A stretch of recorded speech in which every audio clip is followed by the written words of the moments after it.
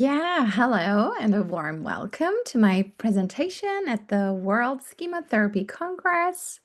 My name is Denise Ginzburg Marcoux, and I work as a psychotherapist with a focus on schema therapy for couples and also for groups. Especially what we notice in relationships. For me, as a being a therapist, having a lot of interactions and relationships that I work with, I always think it's very crucial to really look behind the surface of what is being said.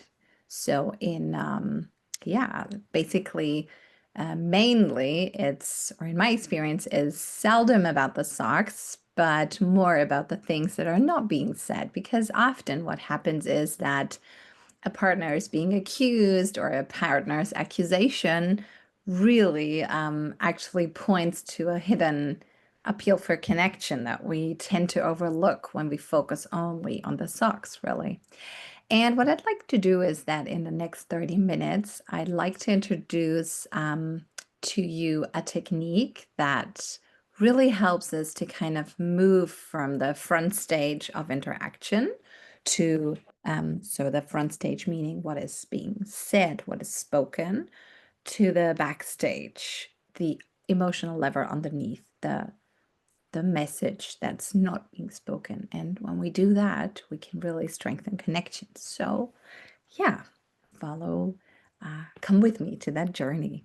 Um, to help us really feel into the topic, what I'd like to do is to take you all to on a short journey with me, on a short imagery journey, a journey that really begins here in this moment and then moves beyond the moment.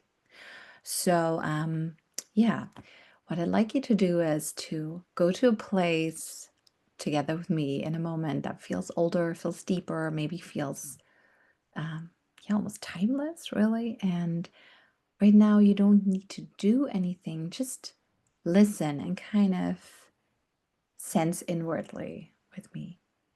And if you'd like, you can just focus on my voice, on what I'm saying to you. If you want to, you can close your eyes gently and just so that it's easier for you to connect with your body and with the things that might come up to your mind. And yeah, let a scene maybe come to mind.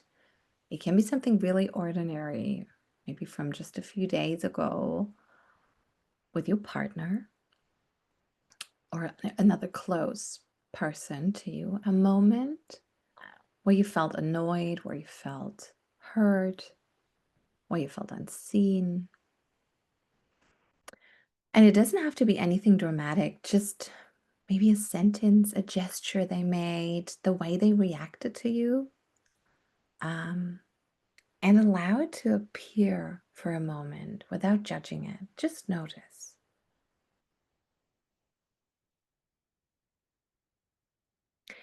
And then ask yourself, was my reaction really only about what happened? Or did what they said, what they did it touch something inside of me that is much, much older?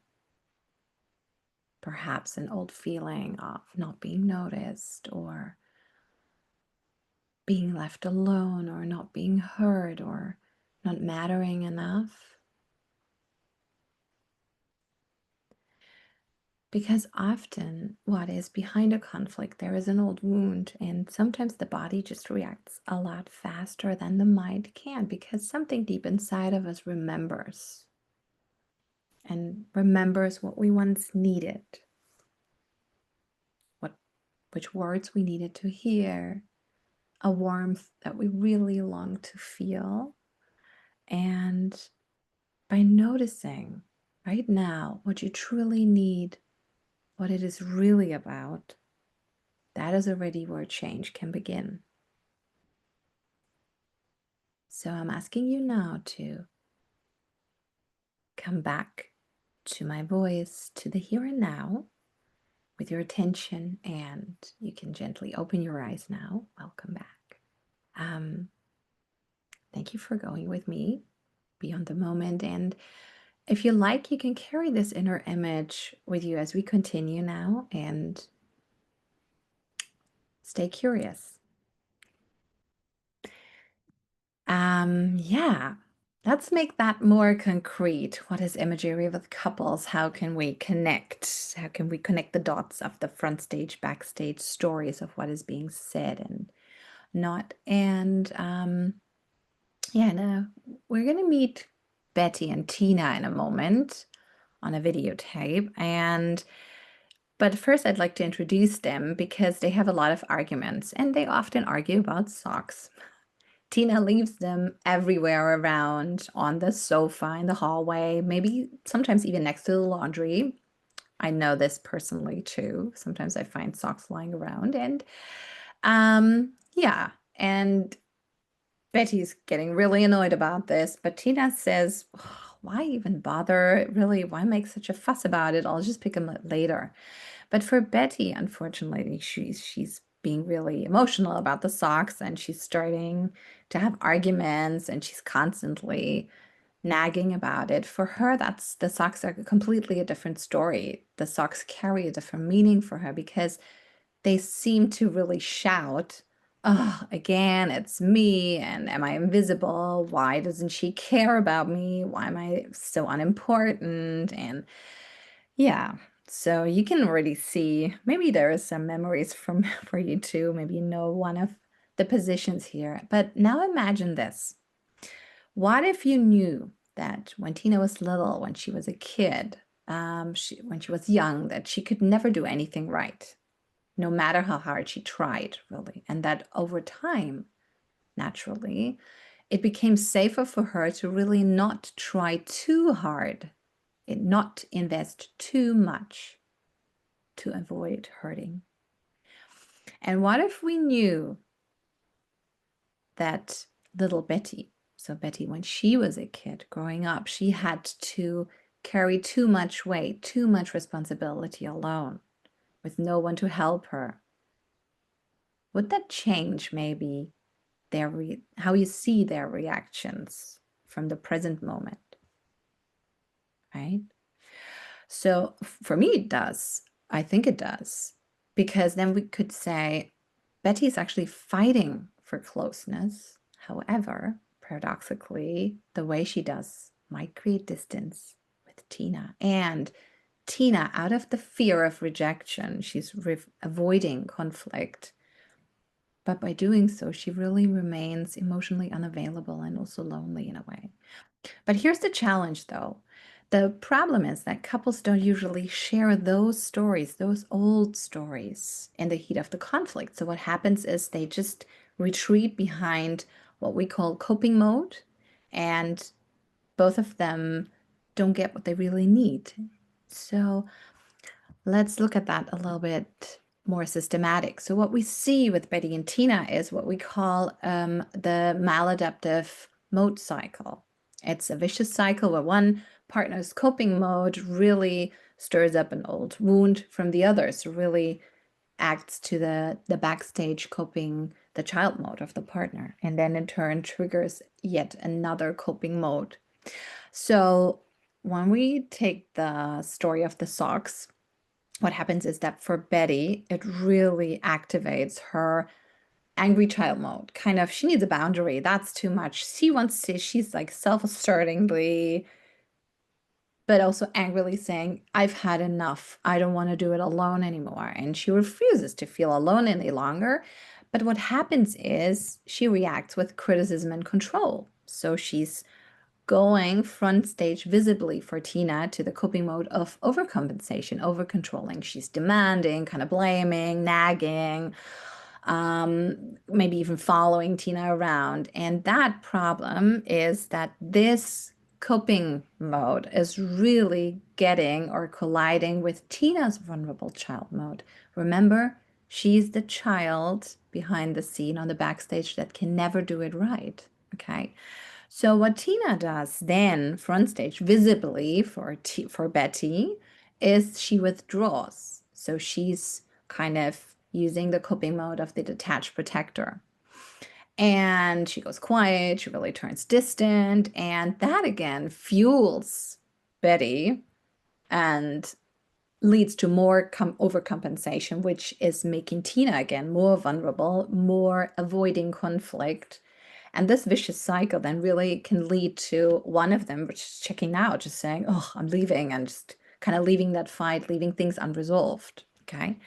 But it doesn't have to stay that way, really, because where we can come in with imagery works is that it can allow us to really understand ourselves from the inside out, from kind of the backstory, from the backstage, which is really important because then we can step into the relationship and into conflict resolution in a new way, a very productive, helpful way.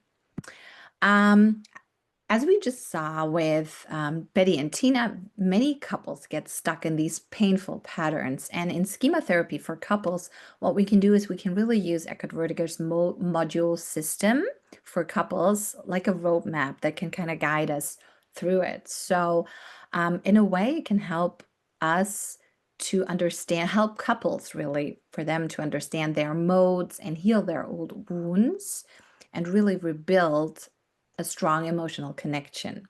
And the technique of conjoint imagery belongs to the modules that are focusing on reconnecting and facilitating helpful and good communication skills. So it comes after the modules, whereas it's really important to understand for couples what are our modes, what is front stage, backstage. So we'll do all the psychoeducation in the beginning and then help couples individually, like either individually or together as a couple to really balance themselves and understand what kind of need is really unmet and how to fulfill that need, and then really understand more on a deeper level what the story behind the front stage behavior is.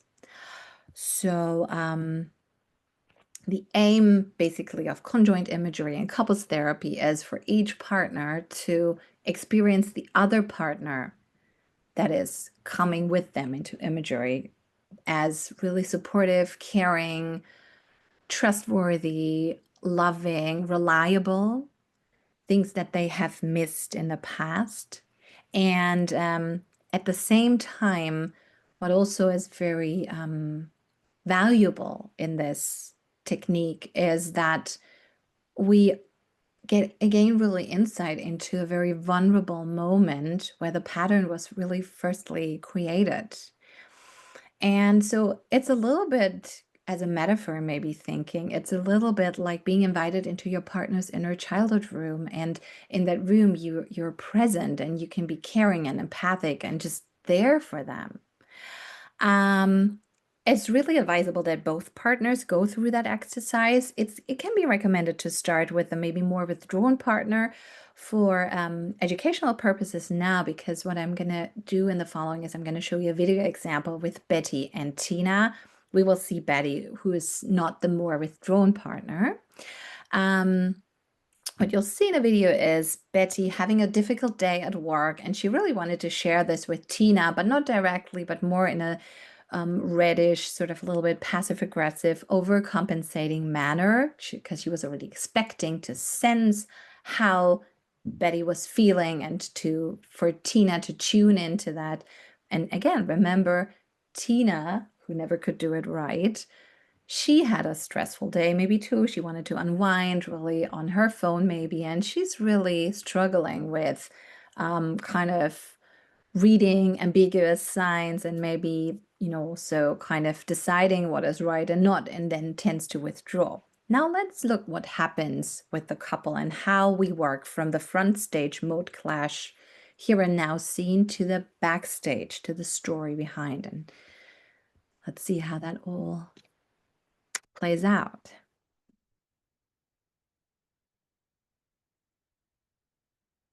Okay, hi you guys. Good to see you. And yeah, let's start immediately. And I was wondering, guys, can you bring up a moment in the past week where you felt uneasy, unhappy, maybe vulnerable in a way? Is there anything you would like to discuss and bring to that session? Yeah, actually, I have one moment. It was quite recently, last weekend. I just had this horrible day at work. It was so horrible, and I felt miserable. And it's home, and we were sitting on the couch, and I wanted to talk about my day. Um, and Tina was there, but she was just scrolling on her phone doing something. I mean, it was only for like 5 minutes. I was just scrolling on Instagram because I had a really hard day. Had a hard day. So I was listening, Yeah. but I just wasn't like, looking at And to be clear, Betty, were you kind of mentioning to Tina, were you saying, hey, I had this tough day or anything, or how? I didn't say that, like, Okay. but I figured you could see or sense that. Yeah. That sounds to me like one, again, a typical situation that we've been, looking at, in mode clashes, then that kind of led to misunderstandings and to probably not adjusting to the needs that you both have. It really sounds that both of you felt, not really seen and you were not getting what you wanted in that situation. And I would like to address that and to really look close what's underneath that situation that we see. And what I want to do is an exercise. I would like to work with you today, Betty, if that's okay. And Tina, you'll follow my lead because what we're going to do today is an imagery exercise, okay? Where we work with the feeling. Betty just had to explore a little more. And for that exercise, what I want you to do is kind of close your eyes gently, all of us. We're going to close our eyes and connect to the body. And maybe, Betty, you can tell us again how you felt in that moment that you just brought to that session when you said, that was again a situation where I felt. So we're starting with a recent clash and allow that to appear again. One sees me, I don't matter. And how does that make you feel in your body? And then we tune into our body. I can really feel it on my chest. It's so tight. It's tight. How's your stomach feel? Feels really almost empty. Mm-hmm. It feels so small. Like, right. Let's see how the room is already knocked now. Let's pause. Let's stay connected with that feeling that you have in your body and allow that feeling to gently take you back into your childhood and into a time when you had the exact same feeling again. And just try to see if an image pops up, maybe So we're doing the part of the memory where you had the exact same physical feeling. So we spiral from the current conflict into the past. Yeah, can you tell us where are you? Maybe I'm 8. Okay. And I also had this terrible day at school, a fight with my friend. Right. I'm at home, I'm in the living room. Yeah. Mom, I don't know what she's doing, reading or I don't know what. And my dad, he's fixing something. But they're always so busy and doing things. Yeah. Yes, a little bit. All He wasn't alone, and I really. really want to speak up, but no one listens. Okay, so you're I 8 don't years matter. old, had a horrible day at school, and you really wanted to talk about it. No one's listening. Everyone is super busy, kind of. And I can see it's making you really sad even right now, so I see the tension. Betty, can you tell me, what do you need in that moment, being 8 years old, being all alone? Want to be there. And we focus on the needs that were Brilliant. not met. Betty, now what we're doing, we're holding on that image, we're pausing it. Nothing is happening right now. Keep your eyes closed. We're pausing it. Tina, what we do is I want you to enter that image too. Are you in that image? See. And now we're checking with the partner. Is Tina in that image? Living. Wow. And what can she see? Wow. And what kind of impulse does she has when she sees her partner? There. Little bit lost. And Tina, I want you to enter now. It's really important that Tina is entering as healthy adult and not in another child mode or little bit. Insecure. I have this ache in my chest, and I really want to go to her. Okay. Yeah. That's your They're impulse. just really Yeah. compassionate. If you go to her, what would you like to do? Would you like to say? We're just checking if she's still a healthy adult, knowing Here. what to do, how to tune into the needs that Betty has. Oh, You need to do right. I want you to tell Betty directly. Okay, and now she can tell Betty directly because she's really compassionately supporting, connecting, offering. um,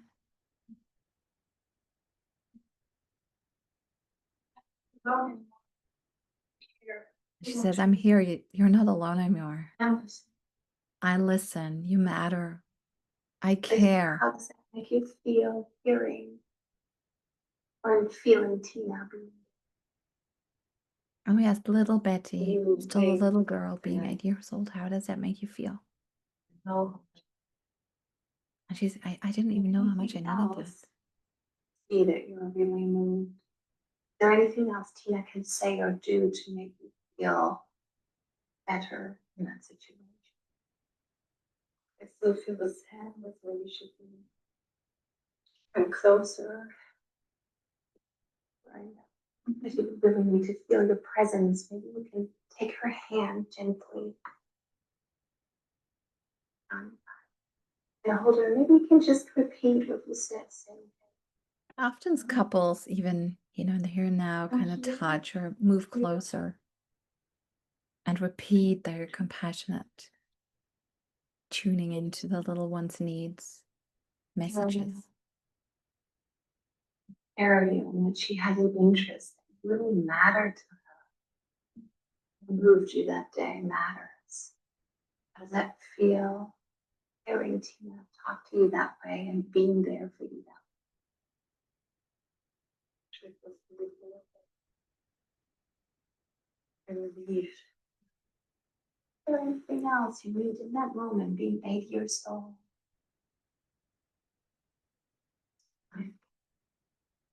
Tina, how does that make you feel? Being there for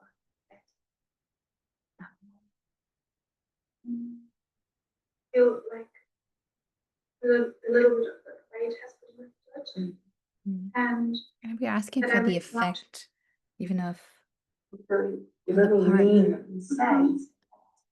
Do I want to be? And it feels because they often feel unhelpful and too. Girl, you're doing great, right?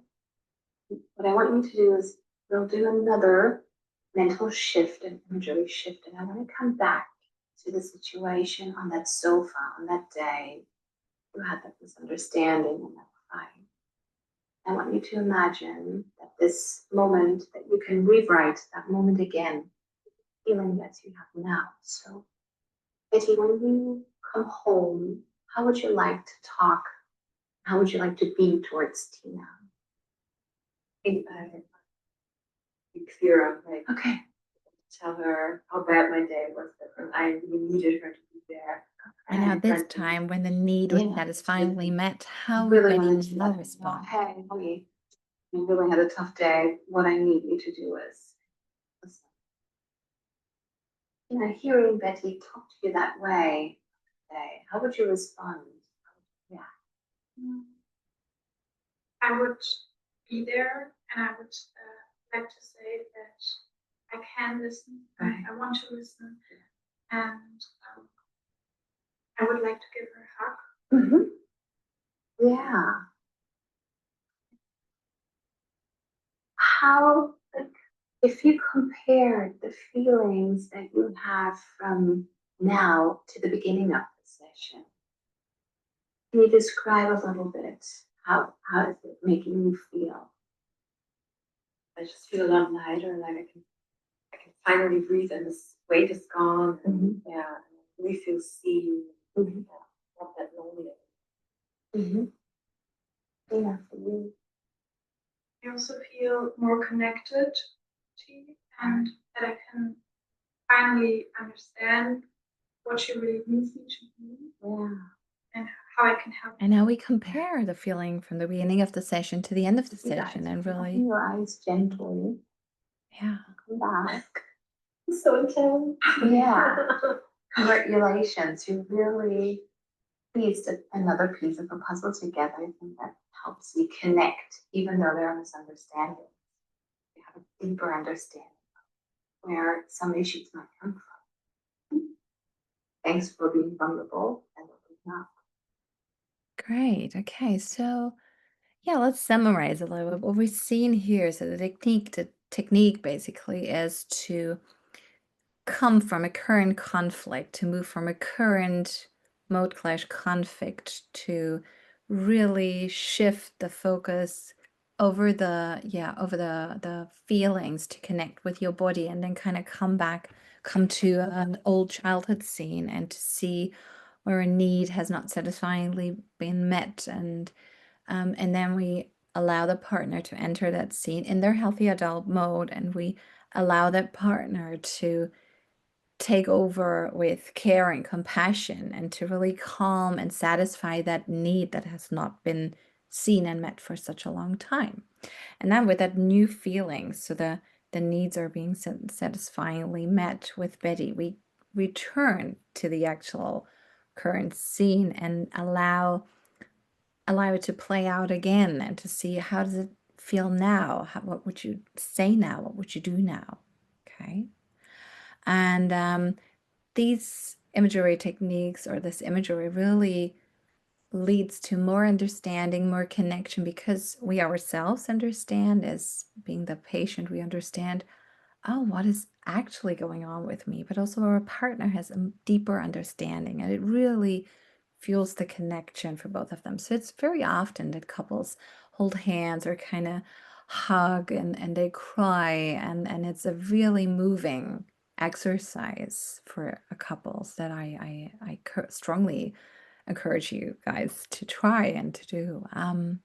Yeah, there are some kind of just tiny challenges and pitfalls that I just like to mention that can occur, because yeah, working with couples and everything being very fast, yeah, there it can just be maybe that a partner is not entering the imagery in their healthy adult mode, but in a maladaptive coping mode. So I would definitely name that. I would, before doing that, just gently practice or check the ability to join imagery, because that can vary between partners, and there are definitely other exercises that you can do before that. And also, what always can happen, and we know that from imagery when we work with individuals, is that a coping mode can come in and just kind of try to disconnect us from the emotion, from the feeling, from the wound. And what I would do there again is really work with that by naming the coping mode and really gently, but leading him out of that room for the moment, because otherwise I cannot connect with my clients, or the couples cannot connect with themselves. So, yeah. And that's, I guess, there are good ideas how to navigate through those challenges. So, yeah, now we've already come to the end of the presentation, but I hope I could really, maybe I could make you curious or inspire you to continue maybe following up with couples therapy or imagery techniques with couples, because what you can maybe take from the presentation is really that behind every mode there is a story, there is a longing, there's really something important that is not being said. And when we focus on the socks only, we're missing a big part. Okay. And imagery scripting really isn't about fixing your partner, about repairing anything, but it's meeting the child behind the defense, behind the wall.